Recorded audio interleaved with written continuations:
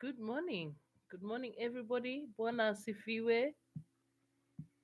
Let me see who's at the top of my list today. Rebecca Mbone. Yay. Good morning, Rebecca. This is indeed the day that the Lord has made. Yes, we're expectantly waiting on Him. Good morning, Auntie Joyce. Just because you're my auntie, you deserve for number two. Good morning. Mm. Oh, it's your night off. Awesome. Good morning, Christine. Good morning, Margaret Shege, Stella. Let me see who else. Eunice, Dorcas Kaimenyi. Hi, Doc. Caroline Kusimba, good morning. Hi, Mombi. Hi, Jerry Mario. It must behave in the name of Jesus. Immaculate Akinyi and Carol Anita and Catherine Nyongesa. Good morning, good morning, good morning, everybody. Hey, mko wengi kweli. Good morning, Alma, Nyambura Wambogo, Ann Chepkoech. I see Judy Mose, Judy Taruru, Jane Moshero. Good morning. Mbarikiwe sana for joining in. Today is the day that the Lord has made. Indeed, today is that day that the Lord has made. So, um, when you feel like you've hit the rema of the Lord, you know that moment when you feel like, yeah, this is the thing that the Lord is saying. When you hit it, it is important that you stick with it until the end, because there's something that God is saying. So for us, I feel like we need to stick with this covenant thing and just push it to the end until we get to that place where we say, okay, we've milked it dry of everything that God wanted us to learn. So today I want us to pray about supernatural results because I think, and I say this often, that because we're in the natural world and we've been in the natural world for so long, most people feel like the natural world is the real thing, you know, and so you're so caught up in the natural world that you have no idea about another realm that is the supernatural realm, which is actually the real deal. I don't know if any of you guys have gone and watched those what are they called? Virtual reality movies. The ones where you put the kithingi bob and you begin to see, and it's like you're inside the movie, you're inside, it's not like you're watching something on a screen.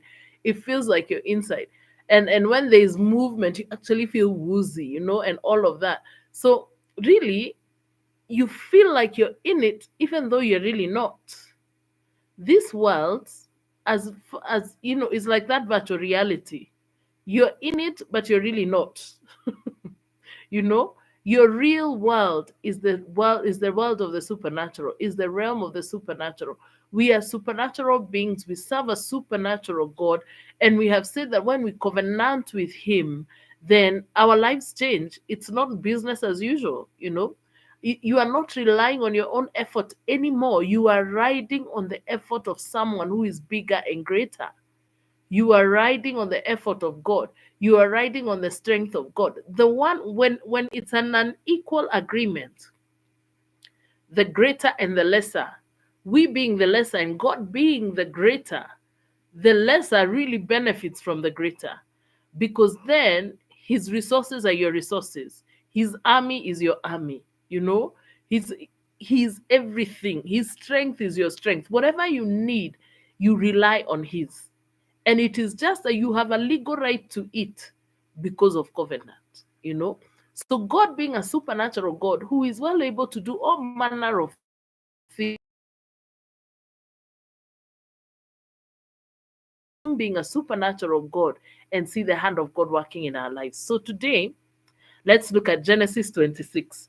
Yesterday we looked at Jacob and his goats that were doing all manner of things. Let's see Isaac. These people were supernatural people. There was nobody here that was just a regular Joe. Even if you read the stories of David, I love reading about the mighty men. I always say, me, I'd have been a warrior princess in the army of David.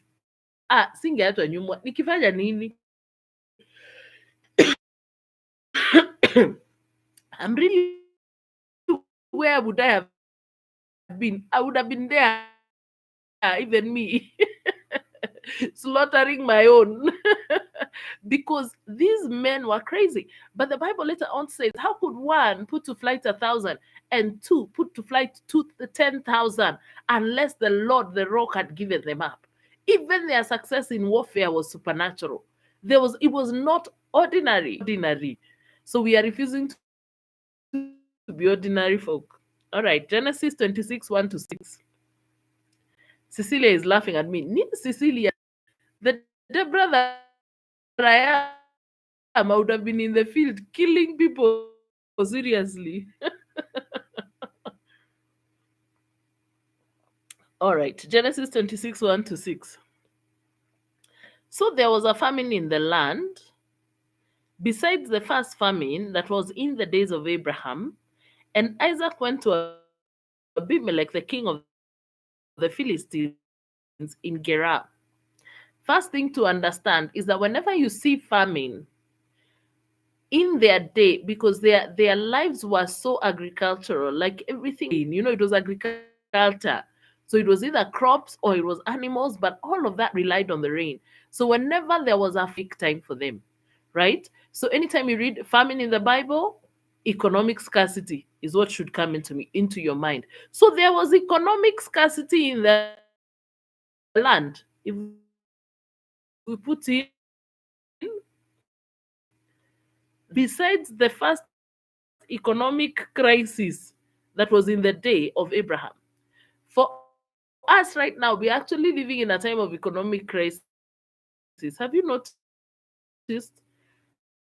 Ama when ni sonko ile I noticing, I'm using this example because me it shocks me that in 2019, just a few years ago, I could go to the supermarket with 8,000 shillings, and shop for my household, and I was less a child, But now, with just one additional child, my shopping has to be at least uko 20,000 is what I'm spending monthly. Inflation is a crisis in itself in the economy. And poverty is becoming a crisis in itself in the economy. And because it's been a crazy season. It's been a crazy season. It's been a season of economic scarcity. So there is a famine. And even now, the baka inje iko, you know, I've never seen my grass brown, but roundy he. It's appeared to him and said, God is come now. God has come now. He's talking covenant again. Do not go down to Egypt. Dwell in this land, and I will be with you and bless you. I will be with you. Remember what Jacob had told him yesterday? That if you are with me, and then he says that if my God had not been with me. So this thing of God being with you is about covenant. That God stands with you. I will bless you. Bless, multiplication, and fruitfulness. For to you and to your descendants I give all these lands, and I will perform the oath which I swore to Abraham your father. What was the oath that he swore to Abraham the father? That he will always work within his covenant, and I will make your descendants multiply, keyword, as the stars of heaven, and I will give to your descendants all these lands, and in your seed all the nations of the earth shall be blessed. Blessed is another keyword, because blessed is the one that brings the multiplication and the fruitfulness. And there is no painful toil with it, because Abraham obeyed my voice and kept my charge, my commandments, my statutes, and my laws. Why is it that God is going to be with Isaac? Why is it that God is going to fulfill covenant? It's because Abraham obeyed my voice, he kept my charge, my commandments, my statutes, and my laws. What did we say? That God will covenant with us for protection and provision and everything, which means we shall serve Him, we shall worship Him, we shall obey Him. Okay? We shall serve him, we shall obey him, and we shall worship him. So that is what Abraham did it. Therefore, the covenant is fulfilled. And so Isaac obeyed and went to dwell in Gerar. So it's in a famine. God has told him where to stay. Sometimes or it can be spiritual. All right. Please tell me if you can hear me. I'm seeing people talking about internet connection. I'm not seeing anything on my end right now. It looks okay. Can somebody confirm if you can hear me?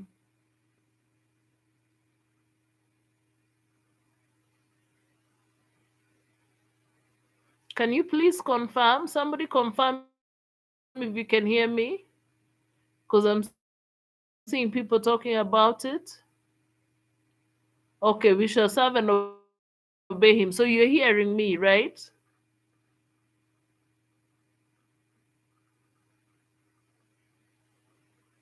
Okay, thank you, Rebecca. Thank you, Molly. Okay, awesome.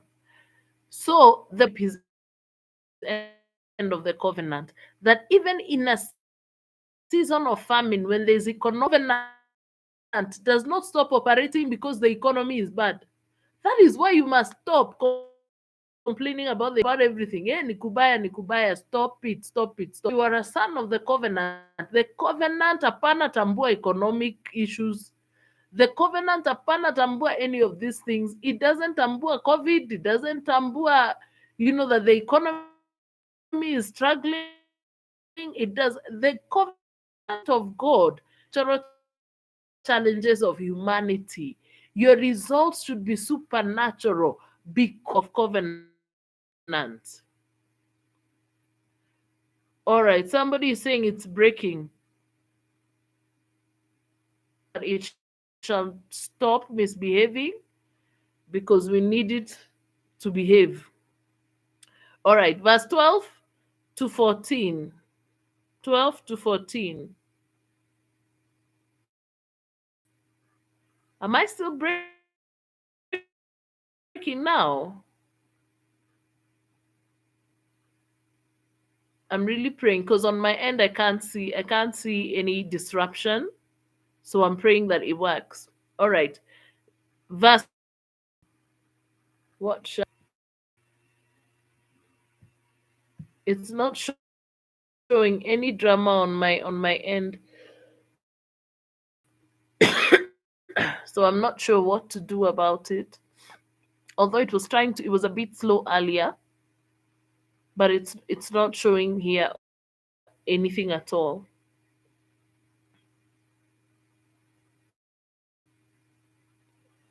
Okay, so what shall we do?